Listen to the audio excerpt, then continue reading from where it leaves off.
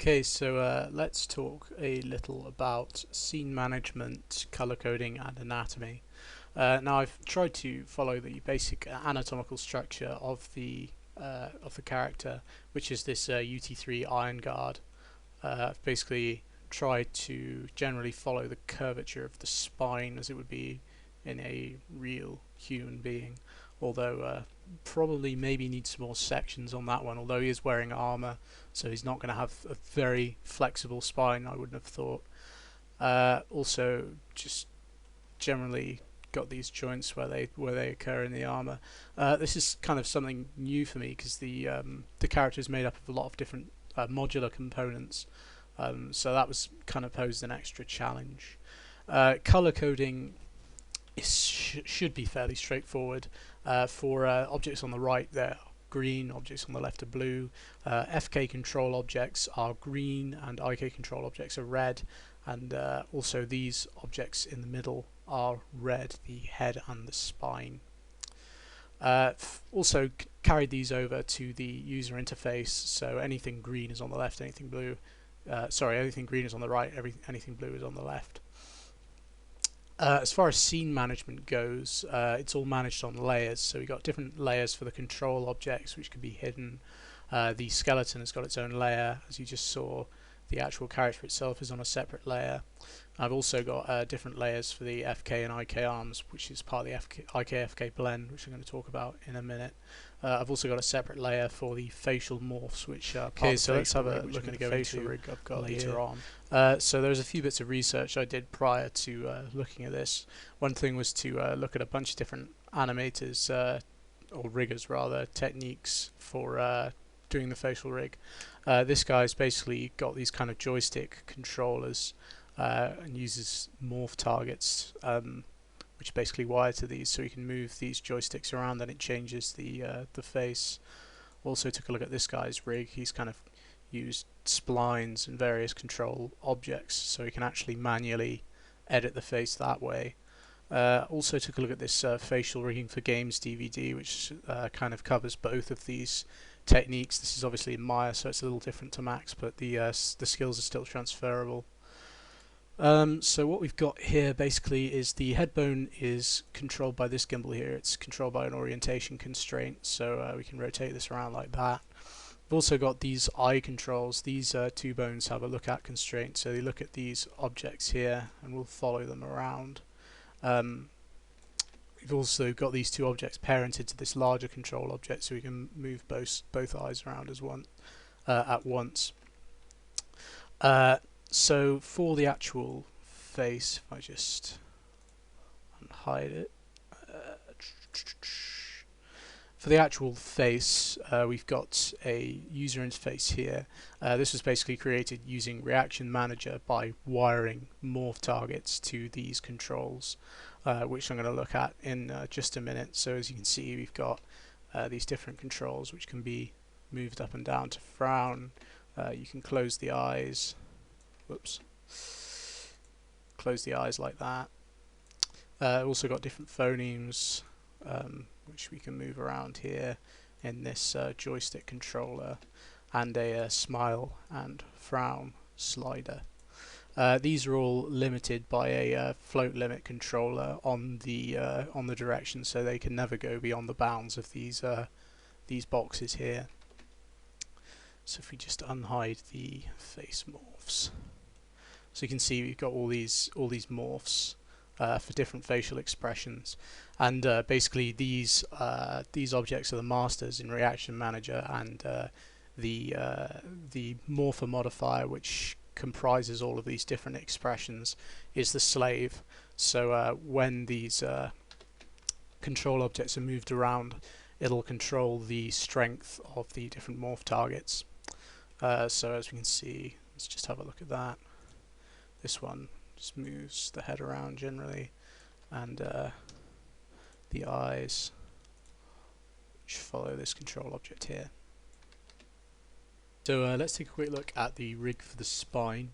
I decided to have relatively few links in the spine, because if you look at the actual model itself, he's got this big chunky chest piece, so he's not going to really have that much freedom of movement.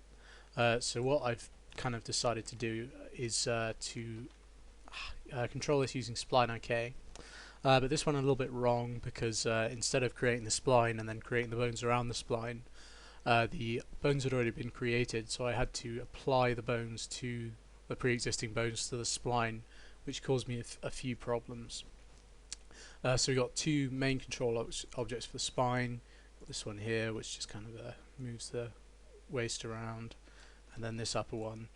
But it's a bit sort of, it doesn't really work that well. I mean, when he's bending over, the spine doesn't really bend as such. It's just stays kind of straight, so it doesn't really work very well at all. What it really needs is a more comprehensive spine rig, I think. Perhaps not one using spline IK. So let's take a quick look at the arm rig. This particular rig uses an IK-FK blend. I basically followed this tutorial by Paul Neal to create that.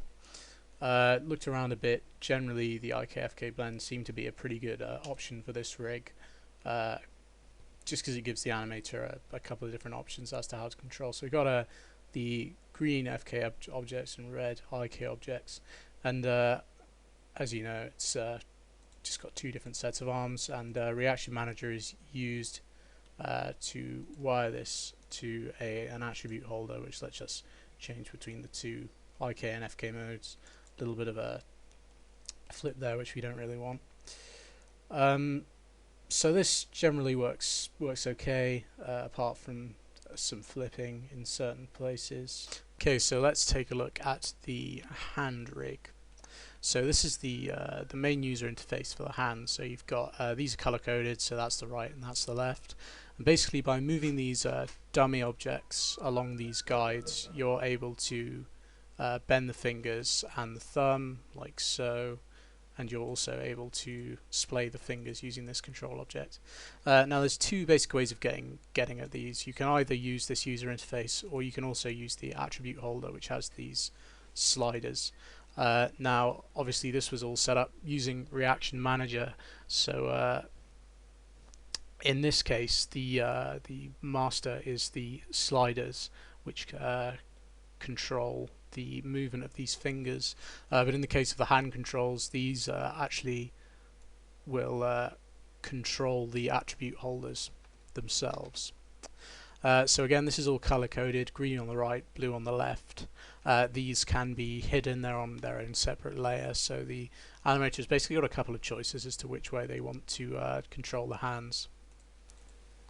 Okay, so let's talk about the foot rig. So for this, I've decided to go with the reverse foot rig, mainly because the character is wearing this kind of big boot, so that's not really necessary to have any sort of toes, and I think you don't really need FK controls for this because it's quite simple, really. So yeah, just standard stuff, controlling the legs. The only thing that's kind of gone a bit wrong with this is the twist angle of the knee was originally controlled by a controller object. However, when you kind of brought the leg out like this, it flipped round to face the control object, and that I didn't seem to be able to fix that even by kind of putting the control object further out, and also causing the IK target, using that as the twist angle of the knee, also causes the leg to flip. Another problem with this, as you just saw, is that it kind of stretches beyond the bounds of the leg, which kind of is one thing, but another thing about the legs that needs to be fixed. So yeah, these are all this IK stuff is controlled by a control object, and these two control objects, along with the rest of the objects in the rig, are controlled by this large circular control object at the base of the model. Okay, so quick note on the skin. I encountered pretty massive problems whilst trying to skin this. For some reason, when I applied the skin modifier to the model, normalize was turned on by default, which means that every vertex in the mesh was 100% weighted to the one bone, and that really, I couldn't really find a way to fix it. I I asked around on the forums, kind of game artisans and polycount, and no one could kind of give me an idea of why it was doing that. Made basically the weight paint tools completely unusable. I mean, I managed to get around it in the end by selecting all the vertices and unticking normalize, but even then, I just don't think it was doing quite what it's supposed to do. Whether that's a mistake that I've made, something that I haven't unchecked, I'm not sure. But again, I just wasn't really able to skin this, and I know this isn't really particularly great evaluate the rig. Which now, one thing I think I could have done a lot better is done a lot more research and a lot more comparison to industry. Now, I had a look at these kind of Paul Neal DVDs and took quite a lot of my workflow from that. But I think I probably needed to compare and contrast with different industry professionals and kind of weigh up the strengths and weaknesses of different techniques. Let's talk about the head. Rig works pretty well. I think you could probably use some more face controls generally because it's quite limited at the moment. The spine, as I said before, has some big problems as it doesn't really bend properly. That really wants starting again, I would think, perhaps with a different technique other than Spline IK. The hand controls are pretty good. I mean, you've got quite a few different controls to play with. Only problem is there's only 1 degree of freedom in the thumb at the moment, and that needs to be rectified. And you could also have some different presets, like cupping motion perhaps. Also, another problem with these this UI is it really needs a kind of scripted reset button or something, because once you move these around, you don't really know where you are and you can't really get back to a default state. So that's kind of a pretty big problem. Foot rig works reasonably well, apart from the fact that the twist angle of the knee can't be changed, which is obviously a pretty big problem. And also this foot will go beyond the bounds of the actual leg, which needs to be rectified.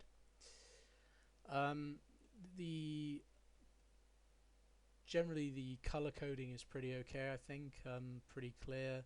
Perhaps gets a bit confusing because you've got green for the right side, but you've also got green for control objects and red for IK objects and red for objects in the middle, so it maybe all gets a little bit muddly.